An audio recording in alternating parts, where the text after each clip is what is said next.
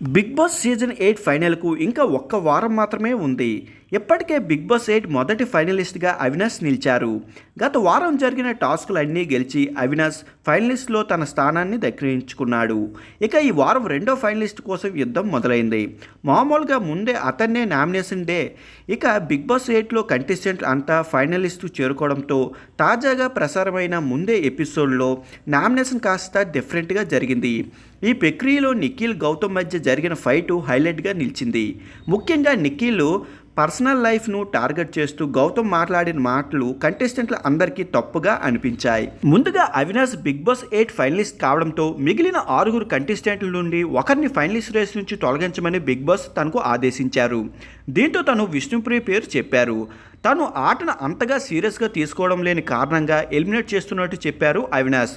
దానికి విష్ణుప్రియ ఏ మాత్రం ఒప్పుకోలేదు. తనను కరెక్ట్గానే ఆడుతుందని వాదించింది. అయినా కూడా అవినాష్ నిర్ణయం ఫైనల్ కావడంతో విష్ణుప్రియ ఫైనల్ రేస్ నుంచి తొలగించారు. నామినేషన్లో వచ్చేసరికి ఆ తర్వాత విష్ణుప్రియ గౌతమ్ పేరు చెప్పింది. ఇతర కంటెస్టెంట్లతో తను అంతగా ఇంటరాక్ట్ కావడం కారణంగా అతన్ని ఎలిమినేట్ చేస్తున్నట్టు చెప్పింది విష్ణుప్రియ. దీంతో గౌతమ్ కూడా నామినేషన్లోకి వచ్చేశారు. గౌతమ్ తన తర్వాత నిఖిల్ను ఫైనలిస్ట్ రేస్ నుంచి తొలగించినట్టు తెలిపారు. తను ఇతర కంటెస్టెంట్ల గురించి మాట్లాడిన మాటలు, చేస్తున్న ఆరోపణలు చాలా పెద్దవి అన్నారు. ఇంత చిన్న కారణంతో తనను నామినేషన్ చేయడం నిఖిల్ కూడా నచ్చలేదు.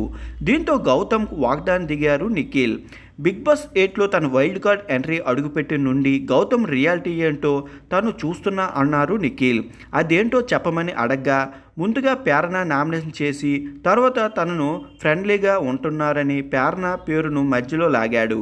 దీంతో ఈ విషయం వారిద్దరి మధ్య కాసేపు వాగ్దానం జరిగింది. ఆ తర్వాత యస్మి పేరు మధ్యలోకి వచ్చింది. యస్మిని వాడుకున్నావు అంటూ స్టేట్మెంట్ ఇచ్చాడు గౌతమ్.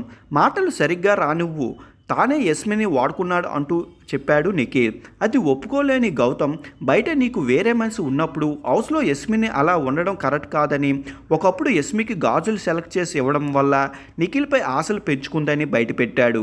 దీంతో అయిపోయిన విషయం గురించి గౌతమ్ అలా మాట్లాడడం కరెక్ట్ కాదంటూ తనను అడ్డుకున్నారు. గౌతమ్ మాత్రం తాను మాట్లాడిందే కరెక్ట్ అన్న ఫీలింగ్తో ఉన్నాడు.